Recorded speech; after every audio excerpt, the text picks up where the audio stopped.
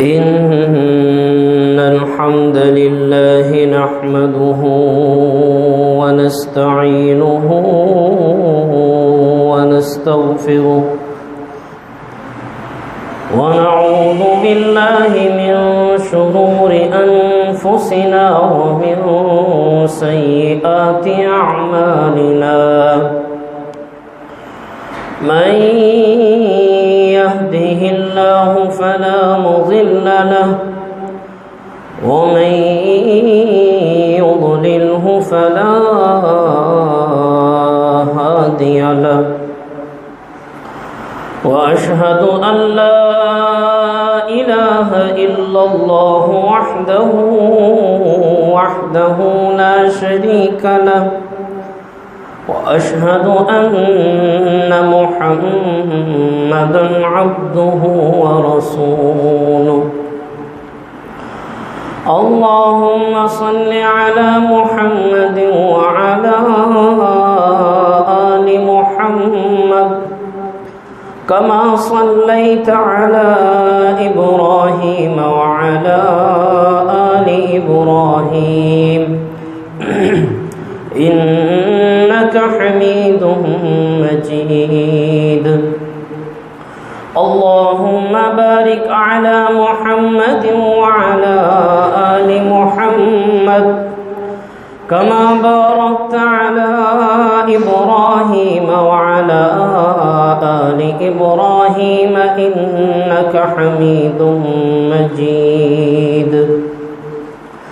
يا أيها الذين آمنوا اتقوا الله حق تقاته ولا تموتن إلا وأنتم مسلمون يا أيها الناس اتقوا ربكم الذي خلقكم من نفس واحدة وخلق منها زوجها وبث منهما رجالا كثيرا ونساء واتقوا الله الذي تساءلون به والأرحام إن الله كان عليكم رقيبا يا أيها الذين آمنوا اتقوا الله وقولوا قولا سديدا يصلح لكم أعمالكم ويغفر لكم ذنوبكم ومن يطع الله ورسوله فقد فاز فوزا عظيما أما بعد فإن خير الحديث كتاب الله وخير الهدي هدي محمد صلى الله عليه وسلم وشر الأمور محدثاتها وكل محدثة بدعة وكل بدعة ضلالة وكل ضلالة في النار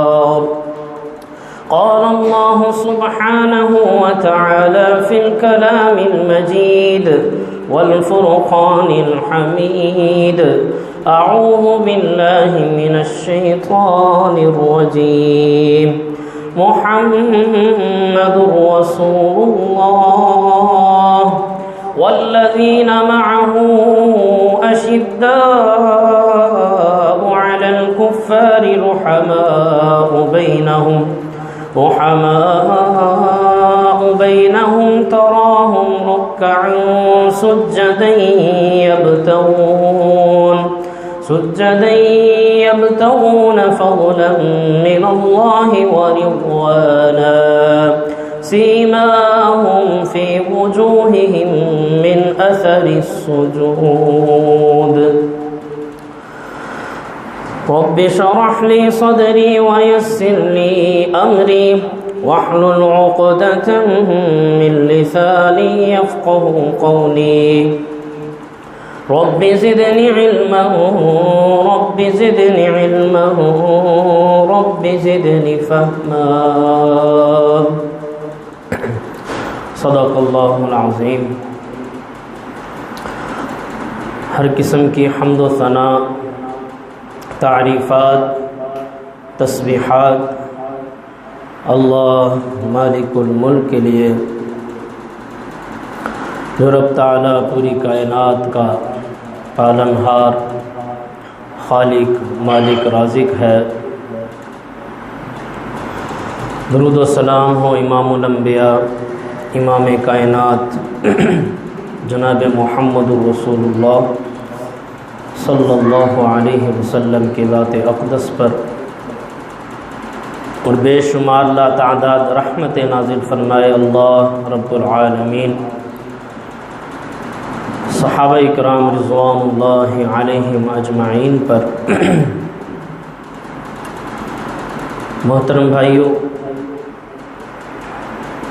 اس دنیا کائنات میں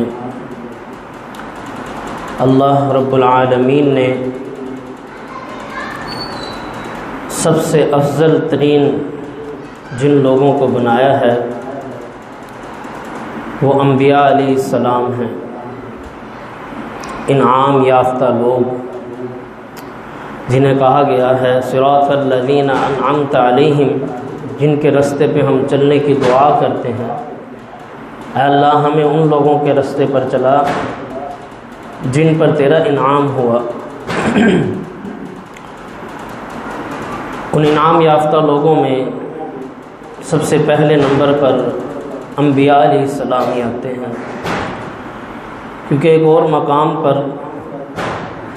اللہ رب العالمین نے انعام یافتہ لوگوں کا ذکر فرمایا تو سب سے پہلے انبیاء علیہ السلام کا ذکر کیا کہ انعام یافتہ لوگ کون ہیں؟ من النبیین، وہ انبیاء علیہ السلام ہیں، سب کے سب نبی۔ دوسرے نمبر پر کون ہیں؟ وہ صدیقین،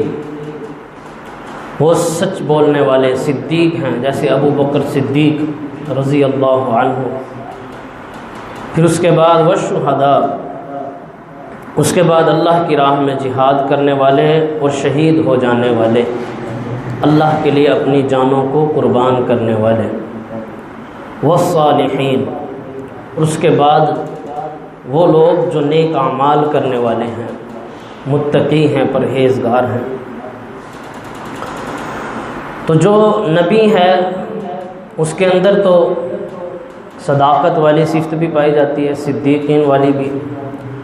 اور کئی انبیاء شہید بھی ہیں، اور صالحین بھی سب کے سب انبیاء ہوتے ہیں۔ لیکن جو صدیقین میں شمار ہیں ضروری نہیں ہے وہ شہداء میں بھی شمار ہوں، یعنی ایک سچ بولنے والا ضروری نہیں ہے کہ وہ شہید بھی ہو۔ اسی طرح جو شہداء ہیں وہ لازماً صدیقین بھی ہوتے ہیں، صالحین بھی ہوتے ہیں، کیونکہ انہوں نے اللہ کے لیے جان دی ہے۔ اور جو صالحین ہیں وہ بھی ضروری نہیں ہے کہ وہ شہید ہوں، سچ بولنے والے، نیک اعمال کرنے والے۔ تو سب کی اپنی صفات ہیں جن کی وجہ سے اللہ رب العالمین نے انہیں کہا یہ انعام یافتہ لوگ ہیں۔ تو اللہ رب العالمین نے اس روح ارض پر سب سے افضل بنایا ہے انبیاء علیہ السلام کو، اور انبیاء علیہ السلام کے بعد سب سے بڑھ کر مقام جنہیں ملا ہے وہ صحابہ کرام رضوان اللہ علیہم اجمعین پر، وہ انعام یافتہ ہیں۔ اور صحابہ کرام رضوان اللہ علیہم اجمعین میں بھی کچھ صحابہ ایسے ہیں کہ جنہیں دیگر صحابہ سے زیادہ فضیلت حاصل ہے، ان کے اخلاق کی وجہ سے، ان کی قربانیوں کی وجہ سے دیگر صحابہ سے انہیں زیادہ فضیلت حاصل ہے۔ جیسے ہم اسکول کالجز میں دیکھتے ہیں یا مدارس میں کوئی فرسٹ پوزیشن حاصل کرنے والا ہے، کوئی سیکنڈ حاصل کرنے والا ہے، کوئی تھرڈ پوزیشن حاصل کرنے والا ہے، یعنی سب کے سب برابر نہیں ہیں، مقام میں، رتبے میں، عظمت میں، سب میں کچھ نہ کچھ بدلاؤ ہوتا ہے ان کی کارکردگی کی وجہ سے۔ تو اسی طرح انبیاء علیہ السلام کا بھی معاملہ ہے انبیاء میں بھی کئیوں کا رتبہ کسی اور وجہ سے اعلیٰ ہے۔ حضرت سلیمان علیہ السلام کو وہ چیزیں بھی دی گئی جو محمد الرسول اللہ صلی اللہ علیہ وسلم کو بھی عطا نہیں کی گئی۔ حضرت سلیمان علیہ السلام کو ہواؤں پر بھی حکومت حاصل تھی، رسول اللہ صلی اللہ علیہ وسلم کو نہیں دے گی۔ حضرت سلیمان علیہ السلام نے اللہ سے دعا یہ کی تھی، اے اللہ میں تجھ سے یہ دعا کرتا ہوں کہ مجھے وہ چیز عطا کر کہ میرے بعد تو کسی کو عطا نہ کرے، مجھے وہ چیز عطا کر جو میرے بعد کسی کو نہ ملے۔ تو اللہ نے پرندوں پر بھی حکومت دی، جنات پر بھی حکومت دی، ہواؤں پر بھی حکومت دی، ان ساری کی ساری چیزوں کے اوپر سلیمان علیہ السلام حکومت کرتے تھے، بادشاہ تھے۔ تو انبیاء علیہ السلام میں بھی اس طرح عظمتوں کے لحاظ سے مختلف ہیں، اور جو محمد الرسول اللہ صلی اللہ علیہ وسلم کو عظمت حاصل ہوئی وہ کسی کو حاصل نہیں ہوئی۔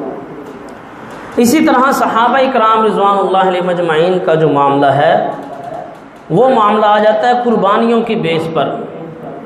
کہ کس کی کتنی قربانی ہے اور کس لحاظ کی قربانی ہے، اسی لحاظ سے اسے اجر و ثواب دیا جاتا ہے، وہ مقام اور رتبہ ملتا ہے۔ تو صحابہ کرام رضوان اللہ علیہ مجمعین کا ویسے تو پورا کا پورا دور ہی مبارک ہے، سب کے سب صحابہ جنتی ہیں، رضی اللہ عنہم ورضوا عنہ، وہ اللہ سے راضی، اللہ ان سے راضی، رضامندی دونوں طرف ہے۔ اسی طرح رسول اللہ صلی اللہ علیہ وسلم کا یہ فرمان بھی ہے صحیح بخاری اور صحیح مسلم میں کہ آپ صلی اللہ علیہ وسلم نے فرمایا کہ سب سے بہترین زمانہ میرا زمانہ ہے، پھر تابعین کا ہے، پھر تبع تابعین کا ہے، یعنی سب سے بہترین زمانے ہیں۔ لیکن ان زمانوں میں بھی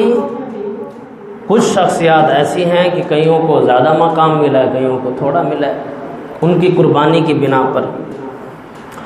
اب ایک چونٹے کھانے والا، درد برداشت کرنے والا، مشرکین کا ظلم برداشت کرنے والا صحابی، اور ایک وہ صحابی کہ جس نے یہ سب تکلیفیں نہیں اٹھائی، دونوں برابر تو نہیں ہو سکتے،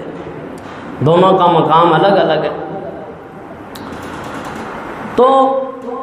صحابہ کرام رضوان اللہ علیہ مجمعین میں سب سے جو ٹاپ کے صحابہ، سب سے افضل صحابہ جو سمجھے جاتے تھے وہ 10 صحابہ تھے، صحابہ کرام رضوان اللہ علیہ مجمعین، اور ان 10 کا شمار کسی اور شخصیت نے نہیں کیا تھا، کسی اور نے انہیں فضیلت نہیں دی تھی،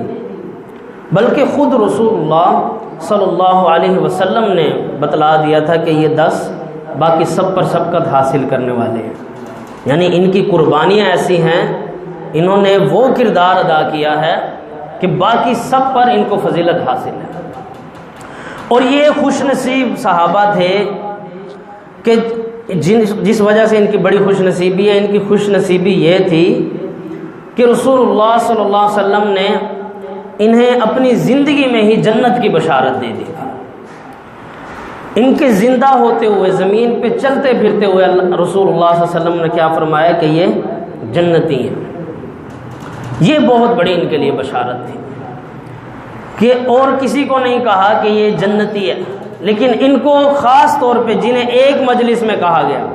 باقیوں کو بشارت دی ہے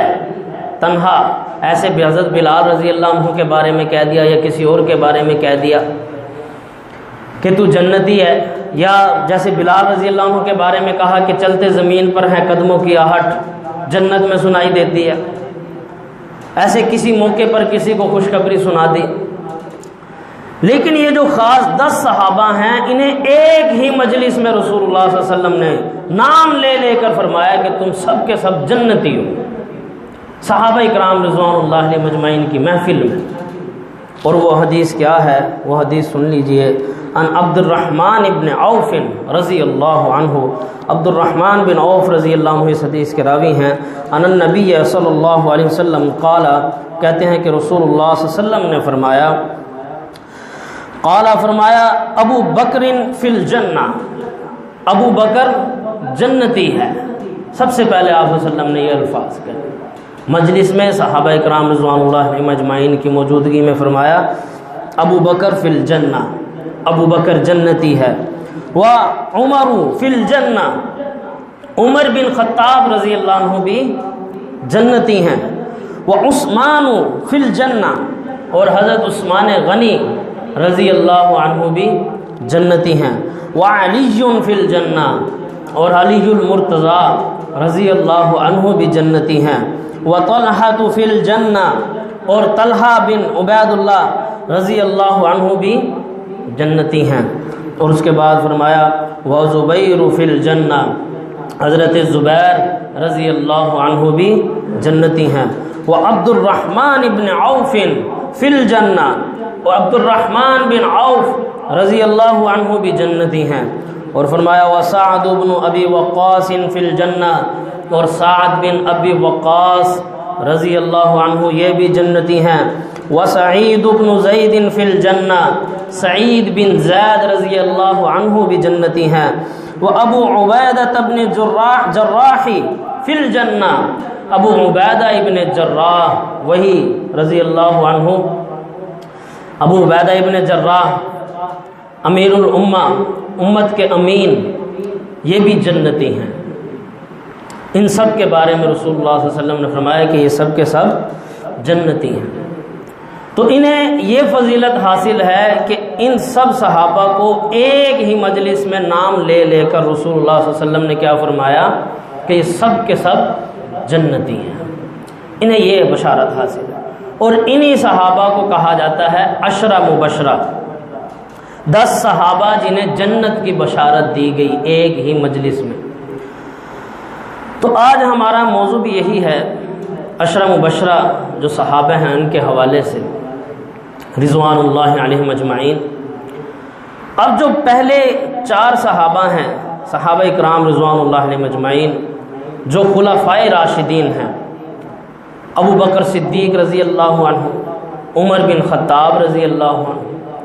اور عثمان غنی رضی اللہ عنہ،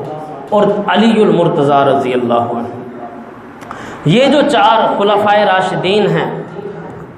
ان کے بارے میں تو ہم فضیلت سنتے رہتے ہیں کہ ابو بکر صدیق رضی اللہ عنہ کی کیا شان، کیا فضیلت ہے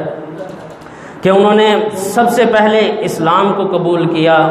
پھر غار میں ساتھ دینے والے ابو بکر ہیں رضی اللہ عنہ، پھر معراج کے واقعے میں صداقت بیان کرنے والے اور ساتھ دینے والے رسول اللہ صلی اللہ علیہ وسلم کا ابو بکر رضی اللہ عنہ ہیں، پھر رسول اللہ صلی اللہ علیہ وسلم کے ساتھ ہر جنگ میں شریک ہونے والے ابو بکر صدیق ہیں رضی اللہ عنہ۔ آپ صلی اللہ علیہ وسلم کی وفات تک اور آپ صلی اللہ علیہ وسلم کی وفات کے بعد بھی اپنی وفات تک رسول اللہ صلی اللہ علیہ وسلم کے ساتھ وفا کرنے والے ابو بکر صدیق رضی اللہ عنہ۔ پھر عمر بن خطاب رضی اللہ عنہ، ان کی فضیلت بھی ہم سنتے رہتے ہیں۔ آپ صلی اللہ علیہ وسلم نے فرمایا کہ اگر لو کان بعدی نبیا لکان عمر رضی اللہ عنہ، اگر میرے بعد کوئی نبی ہوتا تو عمر بن خطاب ہوتے رضی اللہ عنہ۔ عثمان غنی رضی اللہ عنہ کی فضیلت کے کیا کہنے، ان کی فضیلت میں یہی کافی ہے کہ آپ صلی اللہ علیہ وسلم نے اپنی 2 بیٹیوں کا نکاح یکے بعد دیگرے، ایک بیٹی کا نکاح کیا جب وہ فوت ہو گئی تو دوسری بیٹی کا نکاح بھی عثمان غنی رضی اللہ عنہ کے ساتھ کر دیا۔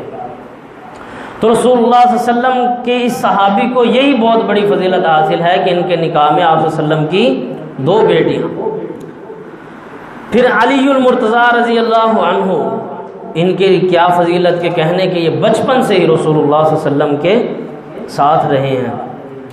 بچپن سے ہی، اور ابھی بچپنے میں ہی ایمان لیا، جیسے رسول اللہ صلی اللہ علیہ وسلم کو نبوت ملی، بچوں میں سب سے پہلے ایمان لانے والے علی المرتضی تھے رضی اللہ عنہ۔ اور پھر وفات تک رسول اللہ صلی اللہ علیہ وسلم کے ساتھ وفا کرنے والے ہیں علی المرتضی رضی اللہ عنہ، اور انہوں نے کئی فتنوں کا سامنا کیا، کئی جنگیں لڑی، اور مسلمانوں سے بھی جنگیں لڑنی پڑی علی المرتضی رضی اللہ عنہ کو۔ پھر حضرت علی رضی اللہ عنہ کو بھی یہ بڑی فضیلت حاصل ہے کہ آپ صلی اللہ علیہ وسلم کی بیٹی فاطمہ رضی اللہ عنہا یہ حضرت علی رضی اللہ عنہ کے نکاح میں تھی، جس بیٹی کے بارے میں رسول اللہ صلی اللہ علیہ وسلم نے فرمایا کہ فاطمہ میرے جگر کا ٹکڑا ہے، جس نے اسے تکلیف پہنچائی اس نے مجھے تکلیف پہنچائی۔ علی رضی اللہ عنہ کو یہ بھی بہت بڑی فضیلت ہے۔ تو ہم خلفائے راشدین کے بارے میں فضیلت تو سنتے رہتے ہیں، کہ خلفائے راشدین کی یہ فضیلت ہے، لیکن اور جو دیگر ہیرے ہیں بڑے بڑے بڑی فضیلت حاصل رکھنے والے، آج نہ ہمیں ان کے بارے میں علم ہے نہ ہمارے بچوں کو پتہ ہے۔ تو اس کے بعد آتے ہیں حضرت طلحہ بن عبید اللہ رضی اللہ عنہ، انہیں بھی جنت کی بشارت ملی ہے اسی مجلس میں، ان کا نمبر آتا ہے ان چاروں کے بعد۔ ان کا نام لیا رسول اللہ صلی اللہ علیہ وسلم نے، طلحہ فی الجنہ، طلحہ بھی جنتی ہے۔ اب طلحہ بن عبید اللہ رضی اللہ عنہ کے بارے میں اگر ہم پوچھیں تو کئی اکثریت ہمارے مسلمانوں کو پتہ ہی نہیں ہوگا کہ یہ کون شخصیت ہیں، تو یہ ہم حق ادا نہیں کرتے پھر صحابہ کرام رضوان اللہ علیہم اجمعین کے ساتھ، یہ ہماری وفاداری نہیں ہے کہ ہمیں ان کے بارے میں پتہ ہی نہ ہو، رسول اللہ صلی اللہ علیہ وسلم کے جانثاروں کے بارے میں نہ پتہ ہو۔ تو طلحہ بن عبید اللہ رضی اللہ عنہ یہ ابو بکر صدیق رضی اللہ عنہ کے کزن لگتے تھے، ابو بکر صدیق رضی اللہ عنہ کے کزن لگتے تھے، اور یہ اسی قبیلے سے تھے جس قبیلے سے ابو بکر صدیق تھے رضی اللہ عنہ، اور یہ بھی اپنی جوانی میں ایمان لانے والے تھے۔ ابو بکر صدیق رضی اللہ عنہ کی دعوت پر ہی ایمان لائے تھے،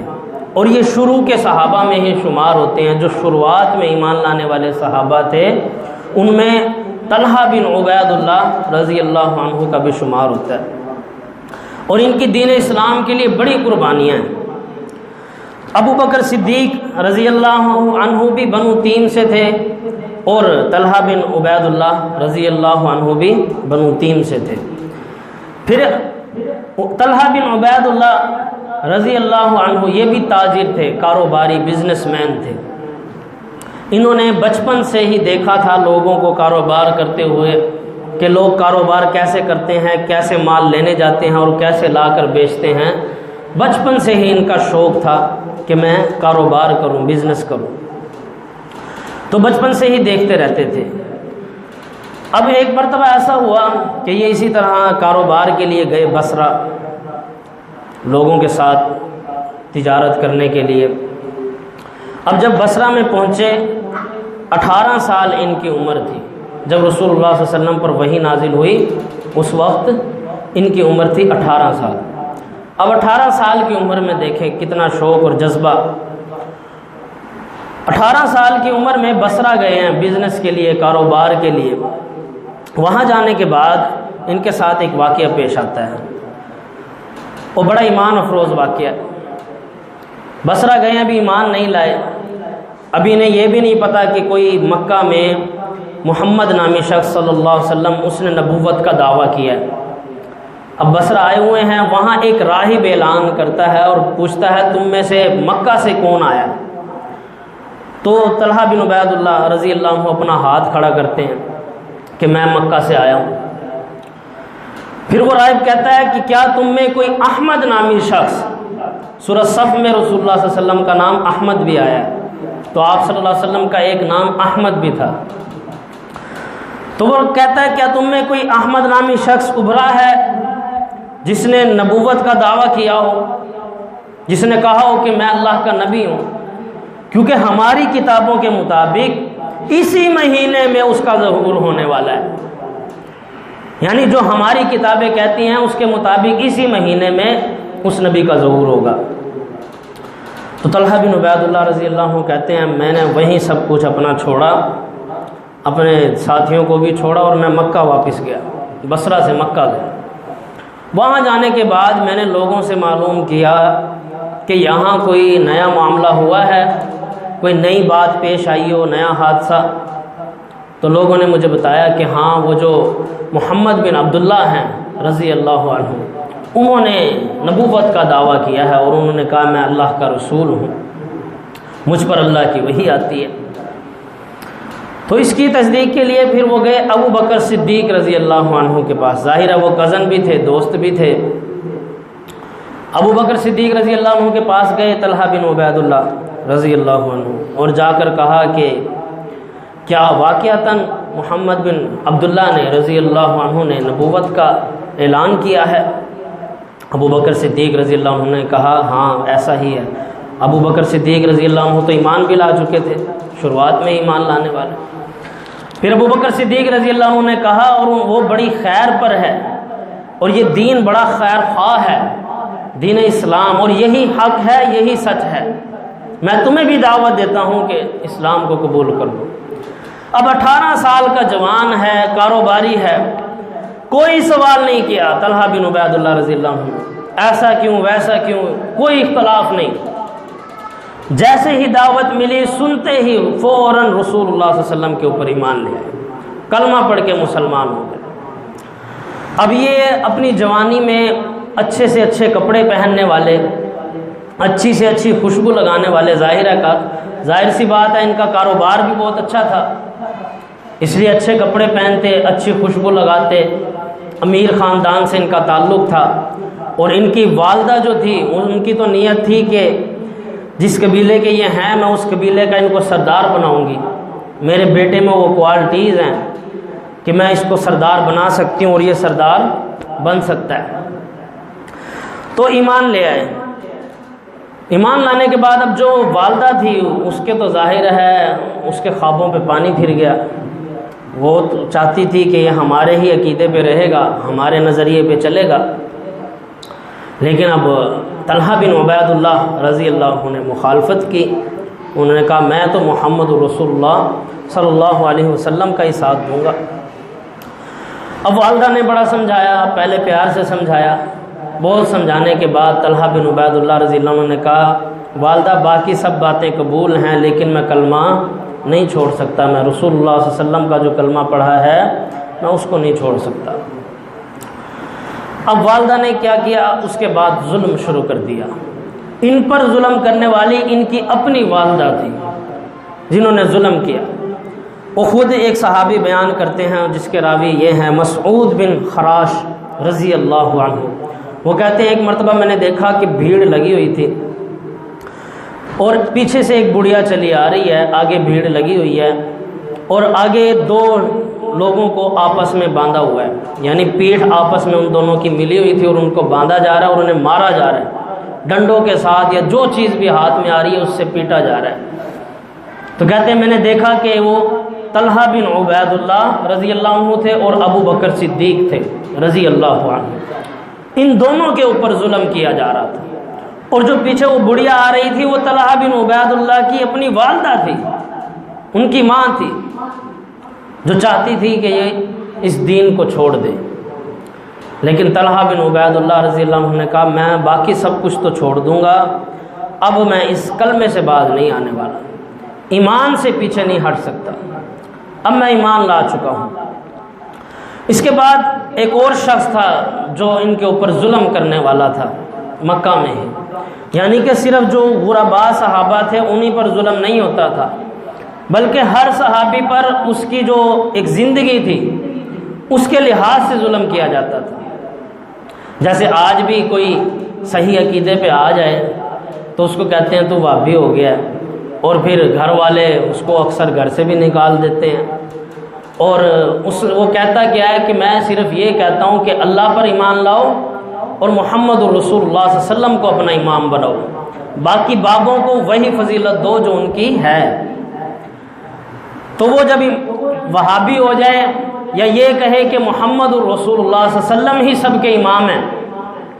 باقی بزرگوں کی فضیلت اپنی جگہ ہے لیکن امام میرے محمد رسول اللہ صلی اللہ علیہ وسلم، تو جب وہ ایک امام کو چنتا ہے باقیوں کو کہتا ہے کہ امام نہیں ہیں، ان کی عظمت ہے، ان کی شان ہے، لیکن میرے امام محمد رسول اللہ ہیں صلی اللہ علیہ وسلم۔ طلحہ بن عبید اللہ رضی اللہ عنہ کی بھی یہی غلطی تھی، انہوں نے کہا کہ میرے امام محمد رسول اللہ ہیں صلی اللہ علیہ وسلم۔ گھر والوں نے مخالفت کی، والدہ نے ظلم اور تشدد شروع کر دیا، بہت مارا پیٹا۔ اور ایک اور شخص جو ان پر ظلم کرنے والا تھا وہ نوفل بن خویلد تھا، اس نے بھی ابو بکر صدیق رضی اللہ عنہ اور طلحہ بن عبید اللہ رضی اللہ عنہ کے اوپر ظلم کیا، تشدد کا نشانہ بنے رہے۔ پھر آخر کار یہ وقت گزرا، یہ دور ختم ہوا، معراج کے بعد رسول اللہ صلی اللہ علیہ وسلم کی مدینہ ہجرت ہوئی، تو ہجرت انہوں نے بھی کی۔ اب وہ کچھ سکون کا لمحہ آیا، اب ایسا نہیں تھا کہ صحابہ کرام رضوان اللہ علیہم اجمعین جو تھے وہ جواب دینا نہیں جانتے تھے یا ہاتھ اٹھانا نہیں جانتے تھے، مکہ میں بدلہ لے سکتے تھے، ہاتھ اٹھا سکتے تھے، لیکن اللہ رب العالمین کی طرف سے اجازت نہیں تھی۔ اللہ رب العالمین نے منع کیا تھا، تم نے ہاتھ نہیں اٹھانا، ابھی جوابی کارروائی نہیں کرنی، اس لیے ظلم سہتے تھے، ظلم کو برداشت کرتے تھے، اس لیے گرم تپتی ریت پہ بھی لیٹنا پڑتا تھا۔ تو ہر طرح کے ظلم، شہید بھی ہو گئے کئی صحابہ۔ تو بہرحال اس کے بعد جب مدینہ ہجرت ہوئی ہے، مدینہ ہجرت کرنے کے بعد اب رسول اللہ صلی اللہ علیہ وسلم نے مدینہ جانے کے بعد اب جو مدینہ کے صحابی تھے، انصاری صحابی وہ، اور جو مکہ کے صحابہ تھے مہاجر، ان دونوں کے درمیان بھائی چارہ کروایا۔ اب ان کا جو طلحہ بن عبید اللہ رضی اللہ عنہ تھے، ان کا بھائی چارہ ہوا ابو ایوب انصاری رضی اللہ عنہ کے ساتھ۔ یہ وہی ابو ایوب انصاری رضی اللہ عنہ ہیں جن کے گھر کے پاس اونٹنی بیٹھی تھی رسول اللہ صلی اللہ علیہ وسلم کی، اور آپ صلی اللہ علیہ وسلم نے انہی کے گھر مدینہ جانے کے بعد سب سے پہلے قیام کیا تھا۔ تو ان کے ساتھ بھائی چارہ بنا ہے طلحہ بن عبید اللہ کا رضی اللہ عنہ۔ پھر اس کے بعد جب غزوہ بدر ہوئی ہے، غزوہ بدر میں یہ پیچھے رہ گئے۔ غزوہ بدر میں پیچھے رہنے کی وجہ کیا تھی؟ وہ واقعہ کچھ اس طرح ہے کہ رسول اللہ صلی اللہ علیہ وسلم نے جب غزوہ بدر سے تھوڑا وقت پہلے غزوہ بدر ہونے والی تھی، آپ صلی اللہ علیہ وسلم نے ان کو جائزہ لینے کے لیے بھیجا، طلحہ بن عبید اللہ رضی اللہ عنہ کو اور ایک اور صحابی کو، کہ تم جاؤ اور لشکر کا جائزہ لے کر آؤ۔ جو ایک وہ آ رہے تھے لوگ، ابو سفیان کا جو قافلہ تھا، لشکر نہیں تھا وہ قافلہ تھا، بہت سارے مال کے ساتھ مکہ سے آ رہا تھا۔ تو آپ صلی اللہ علیہ وسلم نے طلحہ بن عبید اللہ رضی اللہ عنہ کو کہا کہ جائزہ لے کر آؤ کتنا بڑا قافلہ ہے، اور ہم اس کو لوٹ بھی سکتے ہیں یا نہیں، اور کس طرح لوٹ سکتے ہیں، اور اس کا راستہ کون سا ہے۔ یہ ساری چیزیں نوٹ کرنے کے لیے طلحہ بن عبید اللہ رضی اللہ عنہ کو بھیج دیا۔ اب طلحہ بن عبید اللہ رضی اللہ عنہ اس لشکر کا جائزہ لینے کے لیے اور اس کی ساری اطلاعات جمع کرنے کے لیے نکل گئے۔ پیچھے سے پھر غزوہ بدر ہو گئی، اسی وقت میں فوراً غزوہ بدر ہو گئی۔ پتہ نہیں تھا اس وقت مسلمانوں کو کہ ہمیں جنگ لڑنی پڑے گی۔ یہ وہی موقع تھا، سب سے پہلی جنگ اسلام کی غزوہ بدر، جس میں 313 مسلمان تھے اور کفار کا لشکر 1000 کا تھا۔ ہتھیار بھی کوئی خاص نہیں لے کے گئے تھے غزوہ بدر میں مسلمان، کیونکہ جنگ کا تو ان کا ارادہ ہی نہیں تھا۔ وہ تو اچانک جنگ مسلط ہوئی، پھر اللہ رب العالمین کی مدد ساتھ شامل ہوئی، تو اللہ رب العالمین نے مسلمانوں کو فتح یاب فرما دی۔ اب جب واپس آئے طلحہ بن عبید اللہ، تو آ کر رسول اللہ صلی اللہ علیہ وسلم سے کہنے لگے، اے اللہ کے رسول صلی اللہ علیہ وسلم، میں نے ان کفار سے بدلہ لینا تھا، میں نے بھی جنگ میں شریک ہونا تھا، میں بھی اللہ کی راہ میں لڑنا چاہتا تھا۔ آپ صلی اللہ علیہ وسلم نے فرمایا، اے طلحہ پریشان نہ ہو، تیرا بھی ان لوگوں کے اندر نام شامل ہے جنہوں نے جنگ لڑی ہے۔ یعنی ایسا تو نہیں ہے کہ آپ کی نیت نہیں تھی، تیری نیت تھی کہ میں جنگ میں شریک ہوں اور جنگ لڑوں، لہذا تیرا بھی ان لوگوں میں نام شامل ہے۔ پھر اللہ رب العالمین نے قرآن مجید میں آیت نازل فرمائی کہ جو لوگ شامل نہیں ہو سکے اور ان کی نیت صاف تھی، ان کا بھی اجر و ثواب اللہ کے ہاں لکھ دیا گیا ہے۔ تو یہ غزوہ بدر میں شریک نہیں ہو سکے، تو اللہ رب العالمین نے بھی آیت نازل فرمائی، اور رسول اللہ صلی اللہ علیہ وسلم نے بھی ایک بات ارشاد فرمائی طلحہ بن عبید اللہ رضی اللہ عنہ کے بارے میں۔ حدیث میں آتا ہے کہ آپ صلی اللہ علیہ وسلم نے فرمایا، تم جانتے ہو تم میں سے وہ شخص کون ہے کہ جو اس زمین پہ چلتے ہوئے جس نے اللہ کے ساتھ جو وعدہ کیا تھا اسے پورا کر دکھایا، اللہ کے ساتھ جو عہد کیا تھا اسے پورا کر دکھایا۔ پھر رسول اللہ صلی اللہ علیہ وسلم نے فرمایا، وہ زمین پہ چلتا ہوا شخص وہ طلحہ بن عبید اللہ ہے رضی اللہ عنہ، کہ جس نے اپنے فرض کو پورا کر دکھایا۔ پھر رسول اللہ صلی اللہ علیہ وسلم نے صحیح بخاری اور صحیح مسلم میں آتا ہے کئی القابات دیے تھے، ان کی خصوصیات اتنی زیادہ تھی، مہمان نواز بھی اتنے زیادہ تھے، اور دین اسلام کے لیے قربانیاں اتنی زیادہ تھی کہ کئی القاب رسول اللہ صلی اللہ علیہ وسلم کی طرف سے انہیں ملے تھے۔ آج ہم کئی ہیروز کی کہانیاں سناتے ہیں اپنے بچوں کو، یہ جو اصل ہیرو ہیں اسلام کے، ان کے بارے میں اپنے بچوں کو بتایا کریں، ان کی ہسٹری بتایا کریں، ان کے واقعات سنایا کریں۔ تو رسول اللہ صلی اللہ علیہ وسلم نے ان کو پہلا لقب دیا تھا کہ زندہ شہید، یعنی زمین پہ بھی چل رہے ہیں، زندہ ہیں، موجود ہیں، زندگی ہے، لیکن رسول اللہ صلی اللہ علیہ وسلم نے ان کے زندہ ہوتے ہوئے کہا تھا کہ آپ شہید ہو۔ طلحہ بن عبید اللہ رضی اللہ عنہ کو یہ فضیلت حاصل ہے کہ انہیں کہا گیا زندہ شہید۔ دوسرا، رسول اللہ صلی اللہ علیہ وسلم نے ان کو فرمایا کہ یہ خیر والا بندہ ہے، خیر کو پھیلاتا ہے، بھلائی کو پھیلانے والا بندہ ہے، طلحہ بن عبید اللہ۔ تیسرا، ان کو رسول اللہ صلی اللہ علیہ وسلم نے لقب دیا تھا کہ سخاوت والا، بہت زیادہ اللہ کی راہ میں خرچ کرنے والا، طلحہ بن عبید اللہ رضی اللہ عنہ۔ اب ان کو زندہ شہید کا لقب کیوں ملا ہے اس کے بارے میں جانتے ہیں کہ ان کو زندہ شہید کیوں کہا گیا، ایسی کیا ان کی بڑی قربانی تھی کہ ان کو چلتے پھرتے زمین پہ ہی رسول اللہ صلی اللہ علیہ وسلم نے ان کی زندگی میں انہیں کہا کہ یہ زندہ شہید ہے۔ غزوہ بدر کے بعد ہوئی ہے غزوہ احد، اور غزوہ احد بڑی مشکل رہی ہے مسلمانوں کے لیے، اس میں مسلمانوں کو بڑی تکلیف اٹھانی پڑی ہے۔ غزوہ احد میں یہ ہوا کہ رسول اللہ صلی اللہ علیہ وسلم کے پاس چند ہی صحابہ رہ گئے، 11 کے قریب صحابہ تھے جنہوں نے رسول اللہ صلی اللہ علیہ وسلم کو محفوظ کیا ہوا تھا، گھیراؤ کیا ہوا تھا۔ 11 انصاری صحابی تھے یعنی مدینے کے رہنے والے، اور صرف یہ ایک صحابی تھے طلحہ بن عبید اللہ رضی اللہ عنہ، 12ویں صحابی جنہوں نے رسول اللہ صلی اللہ علیہ وسلم کی حفاظت کی ہوئی تھی، آپ صلی اللہ علیہ وسلم کے گرد تھے۔ کیونکہ ایسا ہوتا تھا کہ جب جنگ ہوتی تھی رسول اللہ صلی اللہ علیہ وسلم کو صحابہ کرام رضوان اللہ مجمعین آپ صلی اللہ علیہ وسلم کے لیے الگ خیمہ بنا دیتے یا الگ جگہ مختص کر دیتے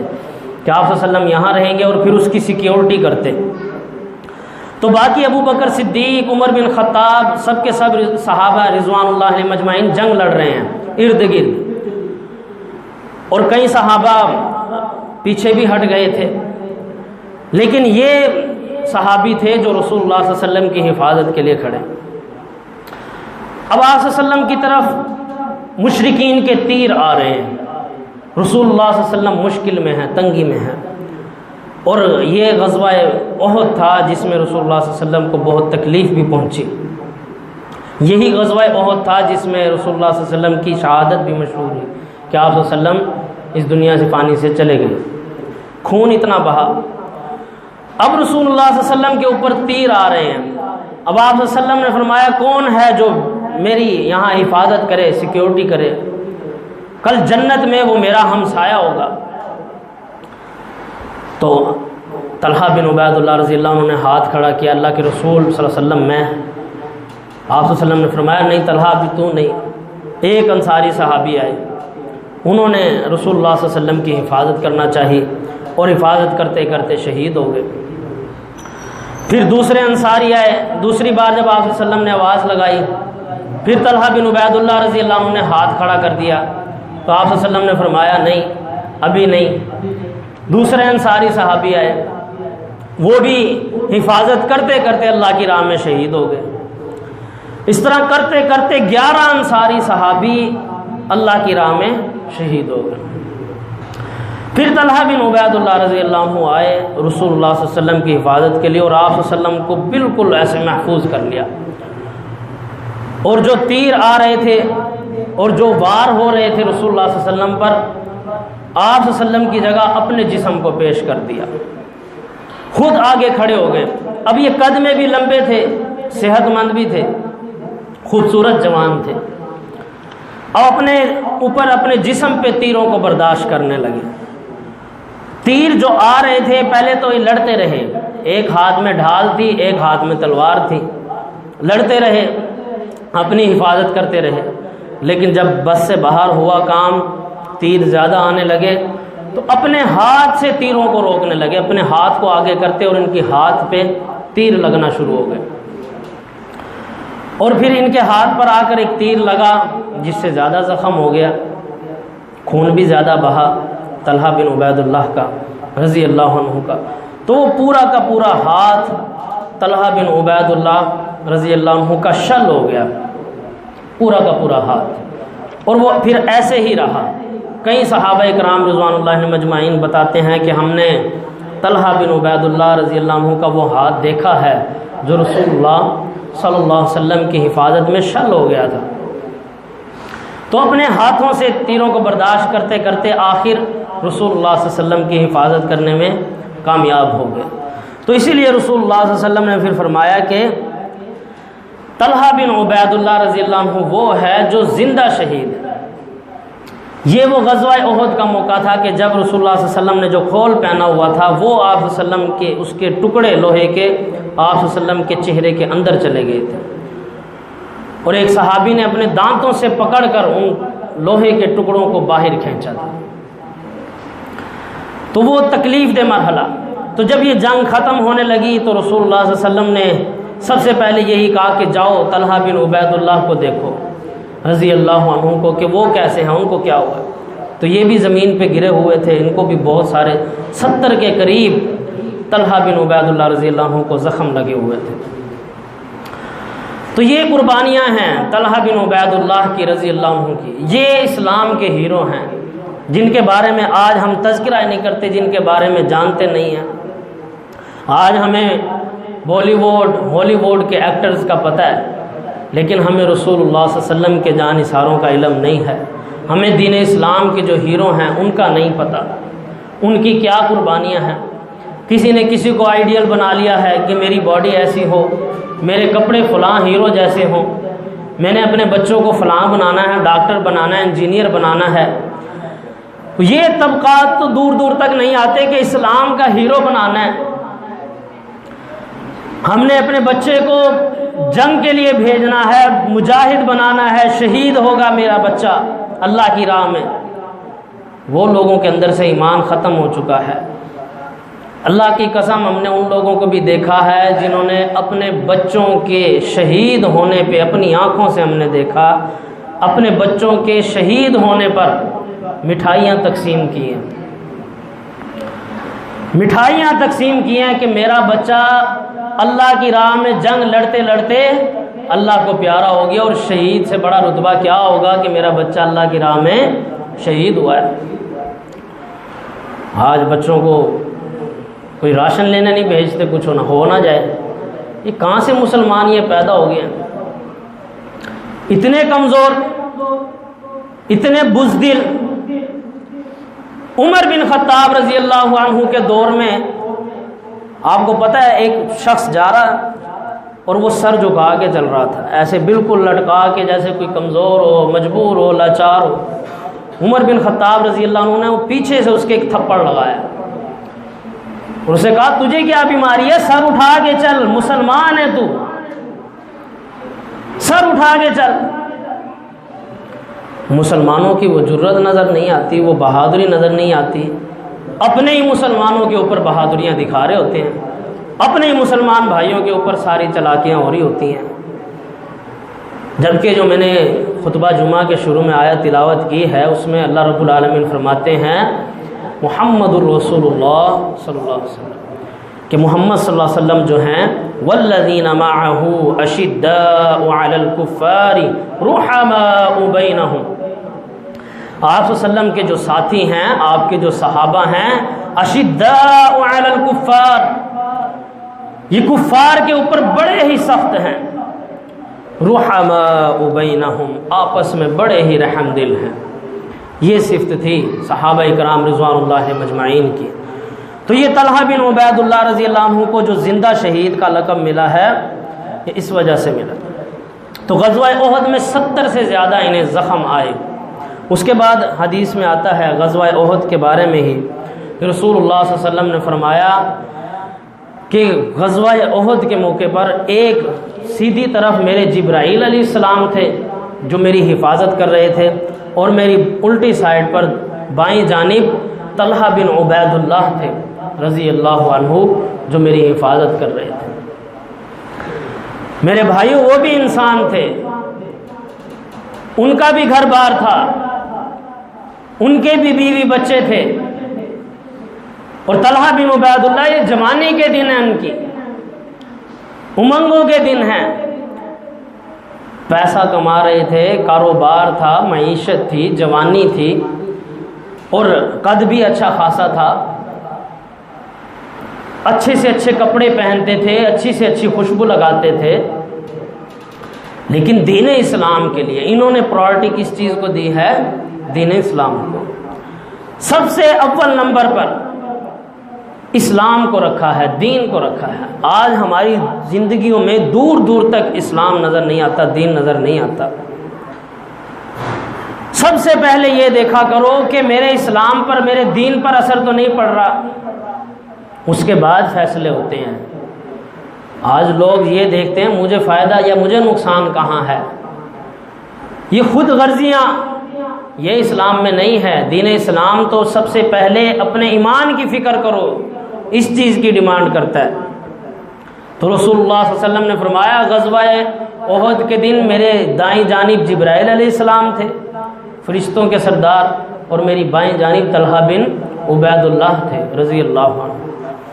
اور پھر ابو بکر صدیق رضی اللہ عنہ جیسے کہہ رہے تھے طلحہ بن عبید اللہ کو رضی اللہ عنہ کو، ابو بکر صدیق کہتے ہیں رضی اللہ عنہ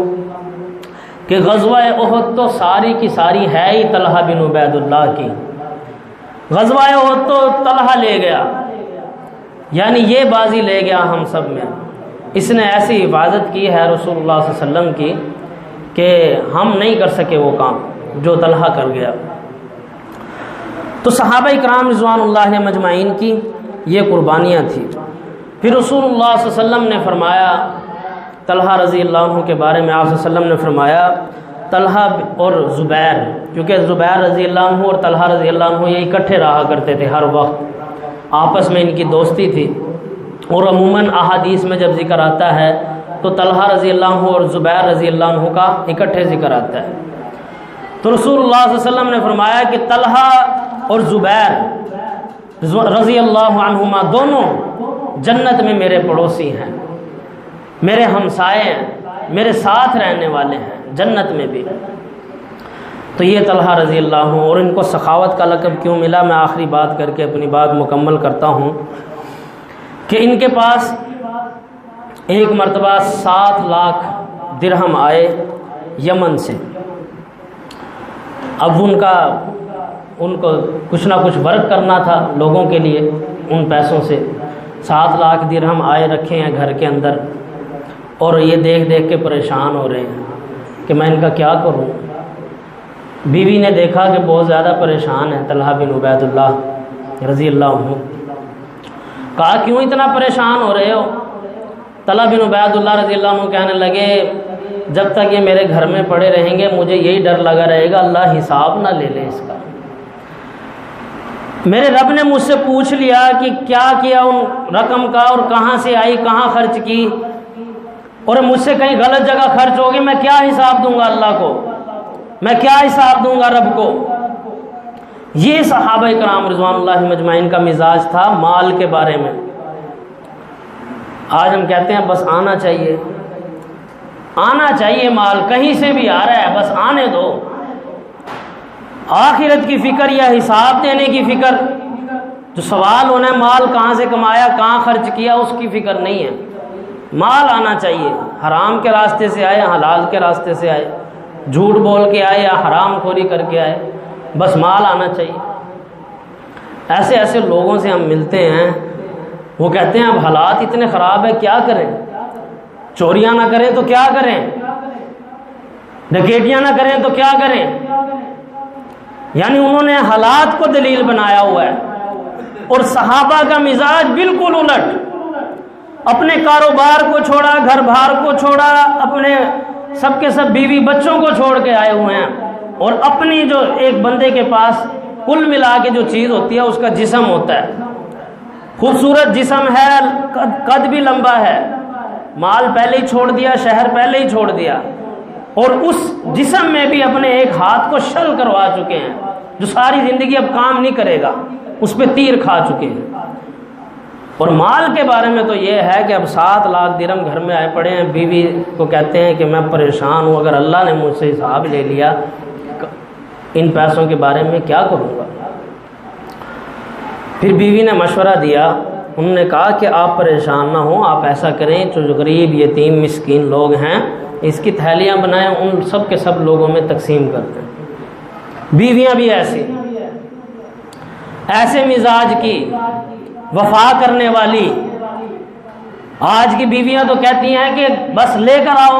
اور اللہ کی قسم نہیں پوچھتی کہاں سے کما کے آ رہے ہو، حرام تو نہیں کما رہے، بس آنا چاہیے گھر میں مال، کوئی پوچھنے والا نہیں ہے حرام کے رستے سے کمایا یا حلال کے رستے سے کمایا۔ تو ان کی بیوی بھی ایسی کہ پہلے دیکھا پریشان ہے، پھر دیکھا کہ مال آیا، یہ نہیں کہا کہ چلو تھوڑا آپ رکھ لو، تھوڑا ہم خرچ کر لیتے ہیں، نہیں، جب یہ مشورہ دیا تو طلحہ بن عبید اللہ رضی اللہ عنہ بھی خوش ہو گئے، چہرے پہ مسکراہٹ آ گئی، اور کہتے ہیں مجھے یہ آئیڈیا کیوں نہیں آیا، میں نے ایسا کیوں نہیں سوچا کہ یہ کام بھی تو ہو سکتا ہے، غریب یتیم مسکین لوگوں میں ہم یہ سارا مال تقسیم کر دیں۔ پھر ایسے ہی کیا، چھوٹی چھوٹی تھیلیاں بنائی سارے مال کی، اور سب کا سب مال غریب یتیم اور مسکین لوگوں کے اندر تقسیم کر دیا۔ تو میرے بھائیوں، ہم اپنی تاریخ کو نہ بھولیں، ہم اپنے ہیروز کو نہ بھولیں۔ ہمارے حقیقی ہیرو یہ ہیں، عشرہ مبشرہ میں خلفائے راشدین کے بعد ان کا نمبر آتا ہے، طلحہ بن عبید اللہ رضی اللہ عنہ، جنہیں آج اکثریت مسلمانوں کی نہیں جانتی کہ کوئی طلحہ بن عبید اللہ بھی تھے، اللہ کی راہ میں قربانیاں دینے والے۔ اللہ رب العالمین سے دعا ہے اللہ رب العالمین حق بات کو سمجھ کر ہمیں اس پر عمل کرنے کی توفیق عطا فرمائے، اور صحابہ کرام رضوان اللہ مجمعین جیسا ہمیں ایمان نصیب فرمائے، اور ان کے رستے پر چلنے کی توفیق عطا فرمائے۔ وآخر دعوانا الحمد للہ رب العالمین۔